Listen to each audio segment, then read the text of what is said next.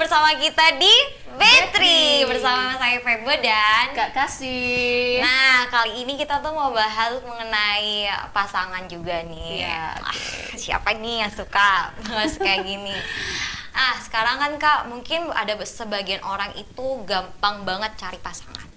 Apalagi yang ekstrovert, yang punya banyak teman, banyak relasi, jadi gampang tuh cari pasangan. Tapi ada sebagian juga yang orang-orang yang mempunyai ya kayak dia itu introvert mungkin atau susah untuk menjalin pertemanan. Akhirnya dia tuh berpikir untuk ya udahlah, ada dating apps ya kayak gitu ya. Wow. Jadi kayak ya udah aku cari di situ aja. Terus juga banyak banget pilihan. Kalau kita lihat-lihat itu banyak banget. Mungkin ada yang match, ada yang nggak match kayak gitu bahasanya. Nah, sekarang kita membahas mengenai iman Kristennya itu. Apakah kita itu bolehkah sebagai iman Kristen kita ini bolehkah ya itu kayak ikut tren dating apps kayak gitu? Oke. Ya, saya setuju dengan apa yang Febo bilang bahwa sebagian orang gampang untuk cari pacar, cari pasangan, mungkin karena dia di dalam komunitas yang yang bisa memberikan dia kesempatan untuk mencari kan gitu ya. Dan sebagian orang juga kadang sulit banget ya. Betul. Untuk cari sekedar teman dekat aja mungkin sulit banget gitu ya, sehingga apalagi yang zaman corona gitu ya, COVID yang kemarin, pandemi. Kita nggak bisa ketemu orang, kita nggak bisa berelasi dengan orang secara langsung gitu kan, sehingga kalau nggak salah ingat waktu itu langsung muncul tren-tren di mana ada aplikasi-aplikasi yang bisa memberikan penghiburan bagi kita yang sedang tinggal di rumah. Salah satunya yaitu apa tadi? Aplikasi dating apps. Dating apps gitu ya. Ya boleh nggak ya kita anak Tuhan? Iya, anak Tuhan boleh nggak sih? Itu, ya? Saya jadi pertanyaan juga buat teman-teman kita di luar sana.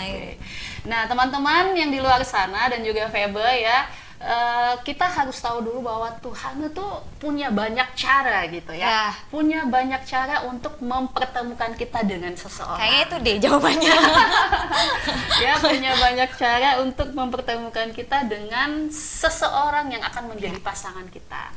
Ya, mungkin juga bisa lewat dating apps ini. Karena banyak yang berhasil juga kan, sampai menikah juga ada. Tapi ya ini juga harus hati-hati, Febo ya. Harus hati-hati karena banyak ternyata kasus yang terjadi karena dating apps ini ya. Banyak kasus pelecehan terhadap perempuan, pemerkosaan, penipuan dan lain sebagainya. Karena apa?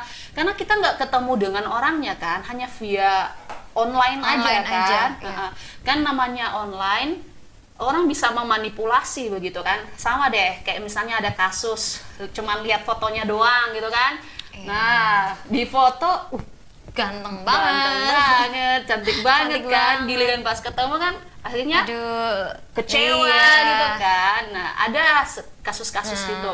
Kalau mungkin kasus itu ya mungkin masih bisa kita terima ya, tidak terlalu menyakitkan gitu kan.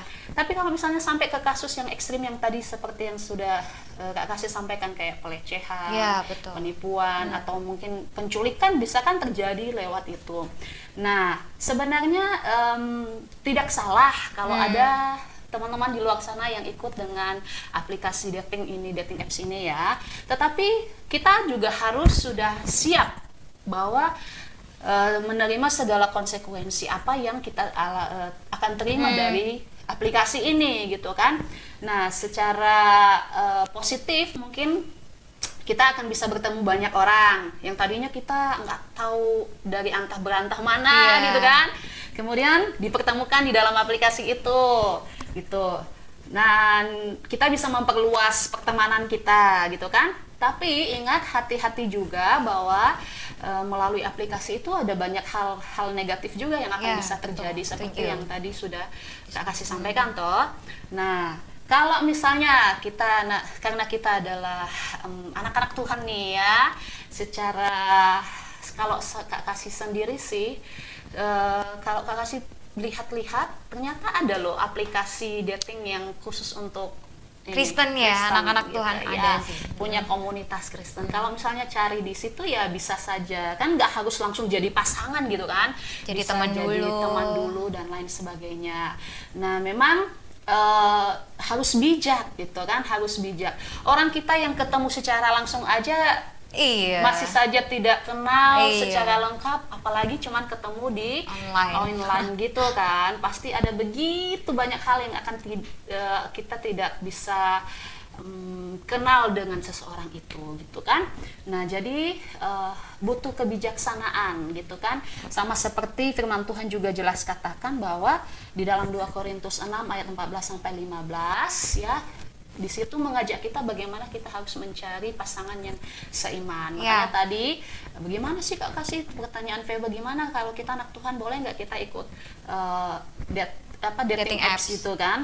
Ya boleh. Kalau secara iman kita ya boleh-boleh aja untuk memperluas pertemanan gitu ya, dan carilah komunitas yang memang sesuai dengan iman kita gitu ya, karena memang juga tidak menjamin gitu kan bahwa itu akan aman, tapi paling tidak kita ada hal yang sama lah, iman yang sama, sehingga itu bisa menolong kita untuk bisa jauh lebih mengenal gitu kan.